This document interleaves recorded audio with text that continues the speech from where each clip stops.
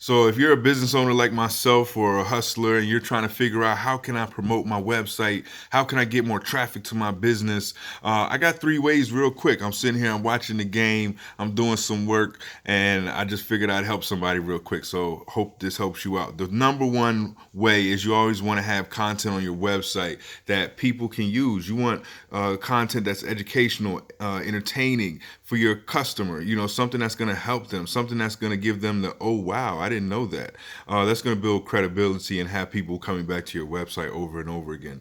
The next thing is if you're a location based business, obviously you want to be on Google Maps, you want to be on Swarm, you want to be on Waves, you want to be on all these location based types of applications so that customers can just find you as easy as possible.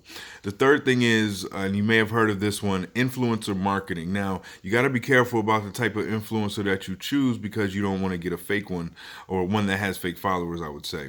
But if you're going to do influencer marketing, you want to push traffic to your website. You want them to promote it and say, hey, I love this website. I go to this website every day for cool tools and tips, or for my daily whatever or product. They can endorse your product or service. So real quick, those are three ways for you to be able to boost more traffic to your website and to your business. I hope it helps. I know it will.